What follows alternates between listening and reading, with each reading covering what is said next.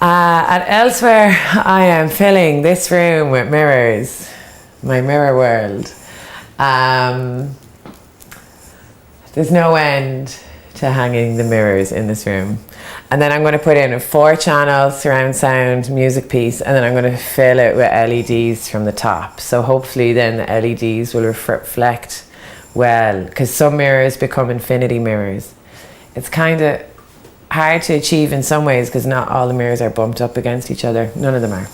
But aesthetically, the place looks great where it is right now. But then I ended up exploring the place loads, and I was planning on doing it somewhere else, and then I was encouraged to work in here, so then I went and did that, and I was like, yeah, of course, why didn't I just, because the thought of moving all the mirrors was painful, but I think the thought of working in here was painful because it's just so much dangerous glass everywhere. But I'm doing it. You were drawn to the shiniest, most dangerous room. For sure. And it just feels more dangerous nearly. And it's hard because like yesterday I saw a prime piece of glass behind a tower of glass. And it took half an hour to pull out one piece of glass. Because I had to move everything. Yeah. It seemed like a waste of time, but the piece of glass just fit perfectly. So I had to do it. Yeah, when I walked in for the first time, I was just blown away. I thought it was so beautiful. I had no idea of how big this place would be. Kept being met by different people, just going, hey, welcome, it's great to have you. And they were cooking up some delicious food. So like straight away, there's a great sense of community and enthusiasm, which hasn't really stopped since. It's very encouraging atmosphere. It's great. It's like living in the Big Brother house, but also MTV Real World Greensboro. You know, you got that. It is sort of a reality show. All these people from all over thrown in here. Yeah, it's really funny because you're all living on top of each other, but we get on really well, so it's fine.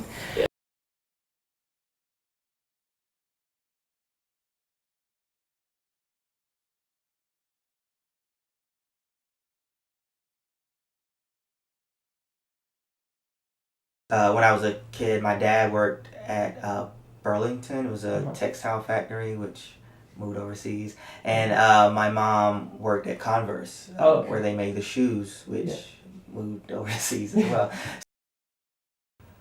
Like growing up in places like Red Springs, right? Yeah. Like what is that mythology? What do those creatures look like, right? And so that's kind of how I started creating these human-animal hybrids, right?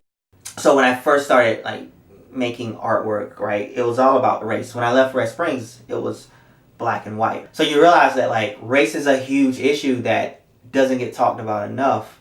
However, like class is like a really big deal. I'm realizing now it's more systemic, right? People just react to the systems they're in.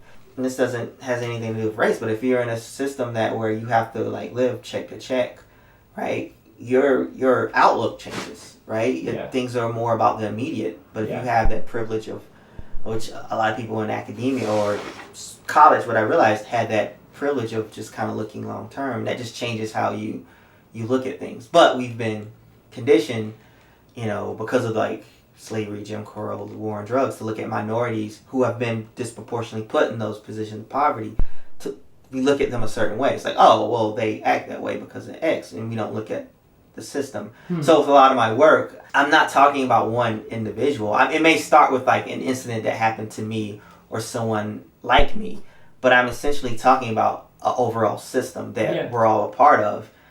I'm trying to deconstruct like a system of white supremacy, a system of classism, right? Yeah. Or just masculinity. I'm using this imagery to have you to at least I'm trying to question that. I'm putting it out there.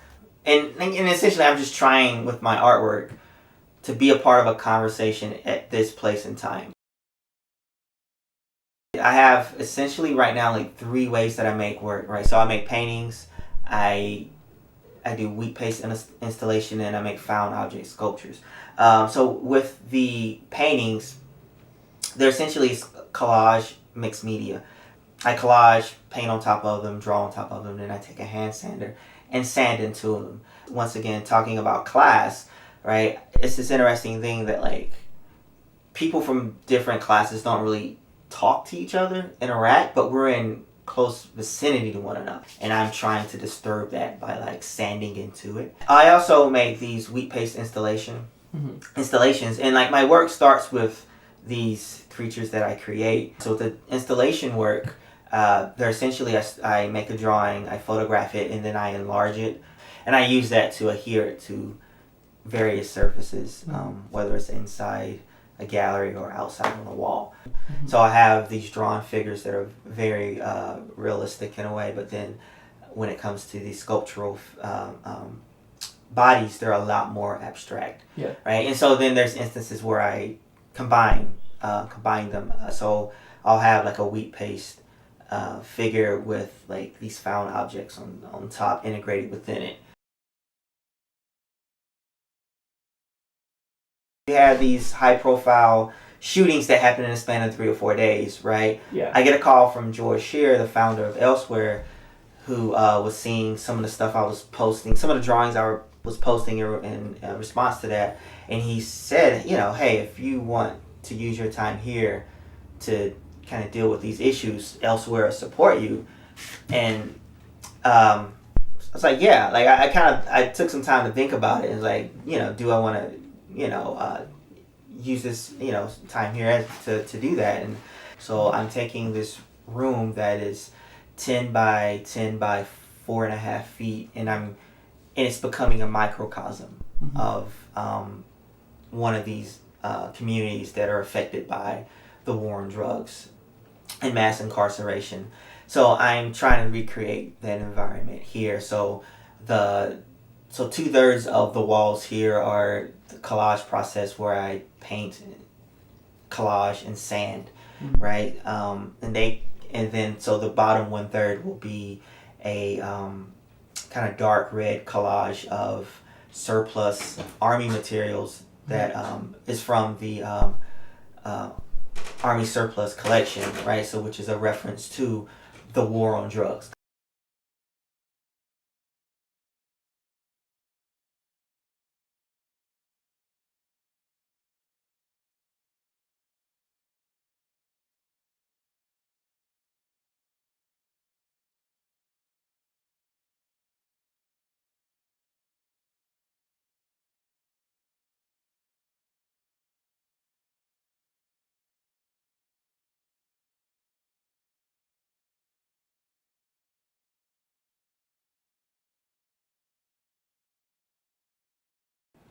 And it wasn't until I got nominated for Southern Constellations that I took a moment to really look upon about the place. And I also don't feel like the stuff I read online prepared me for the experience anyway, because you read about it as this living museum, and my first impression was, oh, I can just delve in and use the materials as I see fit. And then you come here and you realize that there's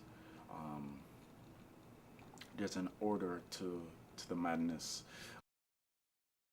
Really take into consideration the history of the place is in Greensboro, but also the history of the building itself and all of that stuff. But having said that, you're still bringing in what you're thinking about in your studio. Whenever I start thinking about a particular thing, it kind of takes over everything. So it starts to bleed into the space and how I'm trying to work through the collection. It was overwhelming when I first walked in. Also, my flight had been delayed a couple of times, so I was several hours late. And when I arrived, I was hot. As far as work, for me it has been working in bursts because the heat is so overwhelming. With working in my own studio, I have a rhythm and a pace that is all of my own. It's completely, I control all the variables. The project I'm working here ties back to the question of what it means to be working as an artist in the South right now. one of the big things for me is the influx of immigrants coming into the South.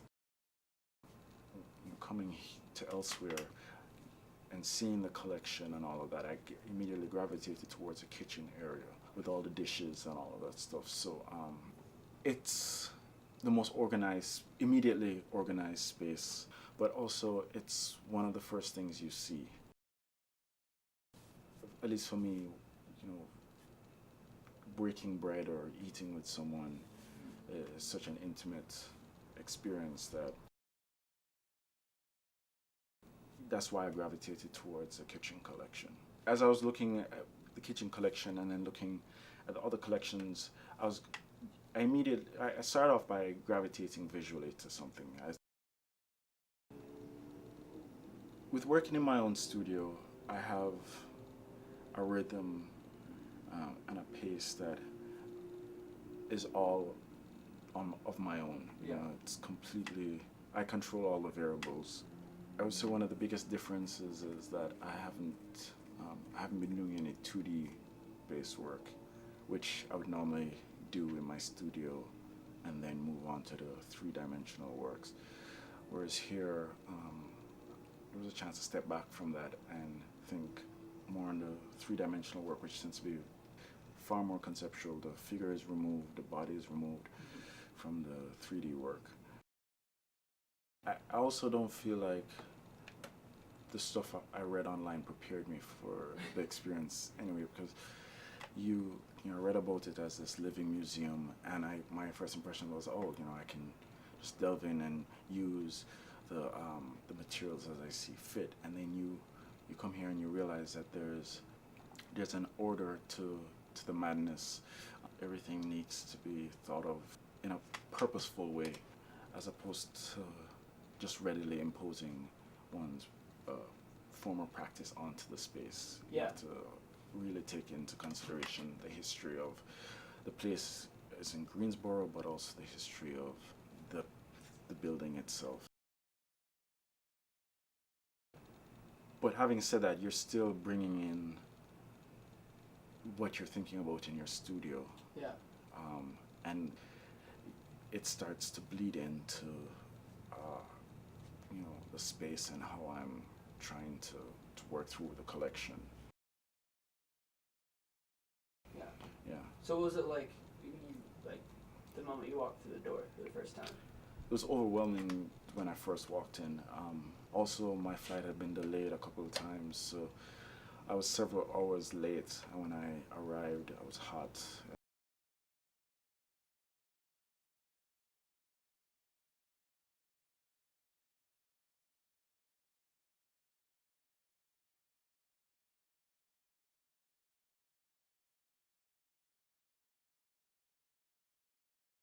The project I'm working here ties back to the question of what it means to be working as an artist in the South right now. One of the big things for me is the influx of immigrants coming into the South, and hospitality as it pertains to welcoming in a stranger from another place. What does it mean to extend yourself like that? Those were the things that were running through my mind when I came to Elsewhere. That was the questions I was asking myself in the studio before coming here. And seeing the collection and all of that, I immediately gravitated towards the kitchen area with all the dishes and all of that stuff. So why is that? What about that was interesting to you? It's the most organized space. I feel like walking into Elsewhere, one kind of understands the system of the kitchen far quicker than everywhere else. Yeah. You need an introduction to everything, a greater introduction, a more in-depth introduction to everything else than the kitchen. But also, it's one of the first things you see. Mm-hmm. And it's so prominent for someone entering into the space. Yeah. And then also when one thinks of hospitality, at least for me, breaking bread or eating with someone is such an intimate experience that ties in to the idea of hospitality. Yeah. You know, I always feel like you're never completely welcome into a space until you've ate with the host.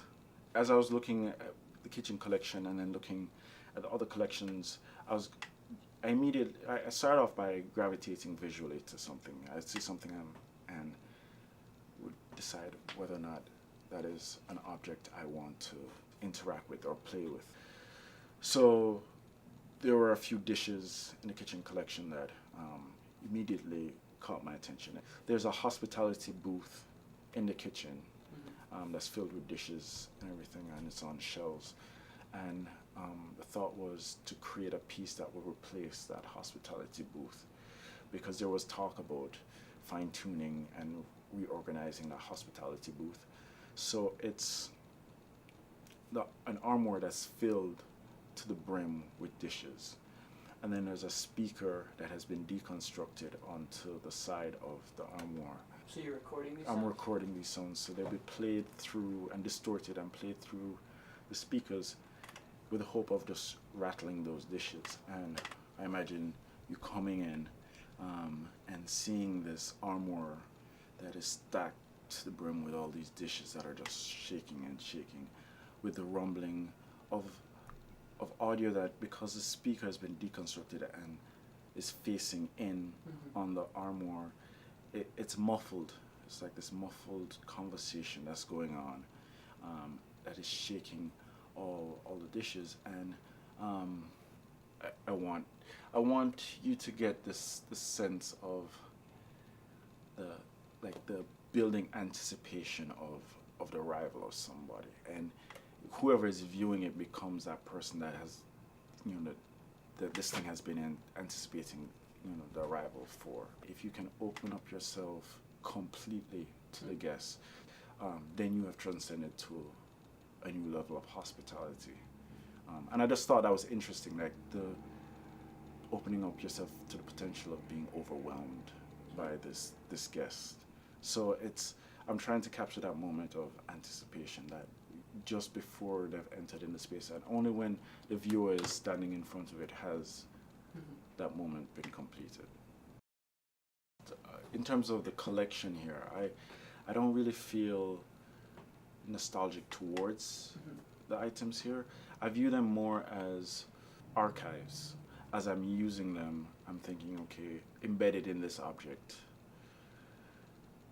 is a particular time period, a certain set of associations and meanings that I may have, but also those who've grown up in the South may have an even stronger or different set of associations and meanings. But understanding that it feels like layering time on top of itself. So even within that armoire and all those dishes, that's a collection of dishes from different time periods.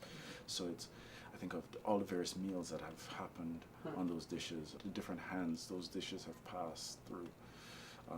They're all layered in this object that also has a particular set of meaning. And understanding that, like what Derrida was saying, you welcome with the understanding that you're going to be obliterated, because with the influx of these new groups of people, you're changing, your sense of self is changing, and are you willing to let go of that completely? Because you have to allow a certain self to die in order for a new self to be born, or evolve, however you want to view it. But Guess Who's Coming to Dinner is the title of the piece. Yeah, I'm very comfortable with other artists coming in and building upon it. I feel like, in keeping with the concept of it, I'm opening it up to be destroyed and reassembled into something new. Yeah.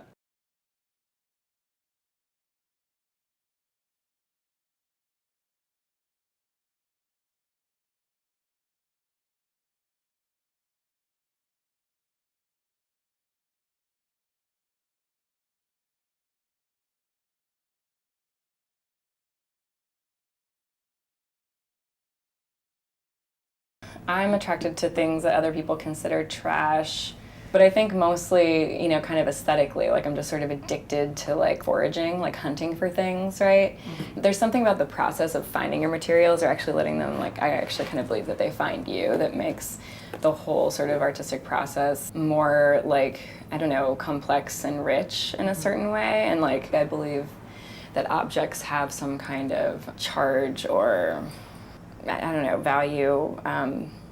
I just think that objects are kind of special and magical, and I can't help but keep them around. So it's kind of interesting being here at Elsewhere because I'm like kind of right at home, but it's also like someone else's stuff, so I feel kind of like weird. We were talking earlier about this idea that when an artist is trying to decide like where or how they want to live, I think that two things that you need the most are time and space. But yeah, I think to make good work and to really sort of understand yourself and explore the things that you're interested in, and also to like keep a balance between input and output. Like sometimes I feel like I'm running on empty, like I'm just producing, creating, and I'm not like consuming. Yeah, like spiritual consumption and or intellectual consumption and or just art consumption. Or food. Yeah. Sometimes you gotta eat, sometimes you gotta sleep. Yeah, that's exactly. So, I mean, I have been like taking care of myself more here, and and like it's just really nice to have. I mean, the space issue has been really kind of weird and crazy here because there's like so much space, but there's been so much stuff, and it really has felt like the energy is like kind of weird and trapped, and everything's like piling up everywhere, and there's dust everywhere, and it's a little overwhelming, but like kind of an adventure at the same time. But it's great to have time, and where you can just focus on your work. I mean, it's different from other residencies where you really just get like an empty room and you're just supposed to do your work, right? I mean, there's a lot of interesting demands of this space. And we had to come up with concepts really quickly, which was pretty overwhelming. And of course, also just George is so close to the space, which is awesome and makes it very special, and also just makes it tricky because you're like, well, can I do this thing? Like, can I use this material? You want to be respectful and also still create like your, do what you do. So so it's been like an interesting challenge in those ways. And I haven't done too many residencies where I just had like just a room to work in. If anything, I like to just see if I can find that kind of free time at home because I'm really comfortable and I really like my studio.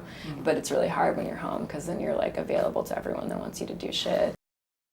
Emily gave me special permission to go on the roof, which I think has been kind of saving me in some ways. But I climb up there in the morning and just like kind of stretch and try and do some like movement and stuff. And it's really nice to kind of start up there.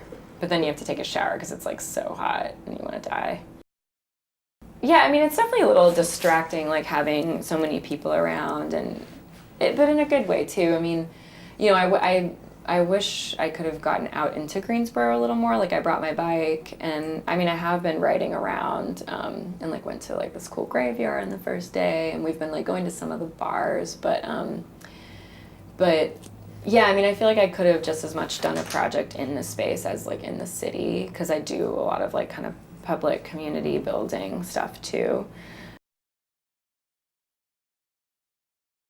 I kind of feel bad about it, but I've also just like let myself go because I'm like, well, that's what this place is about. Like they want us to get into the stuff, and so I just like keep squirreling away. Like I had a pile of blue objects in like the confessatorium on the first floor for a while. I mean, normally the collab is open apparently too, so there's like tables for all of this stuff, and we have desks in our room, but it's been so hot with no AC.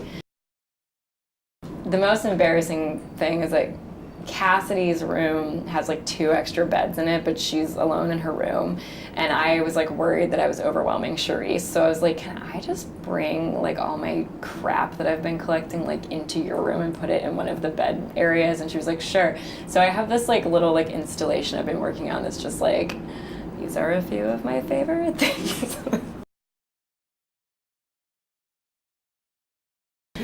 But I tend to work on like 15 things at once often, and you know, it was, again, like coming up with our projects in a day was just tricky. And I knew I wanted to do more with the stuff, like intuitive things, like just be collecting and figure out what to do with it. Because I feel like I am yearning a bit for like the pop culture in this place, and like the vibrance.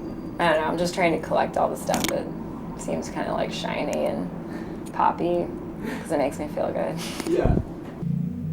And again, yeah, it's just weird being among like other people's stuff. Yeah.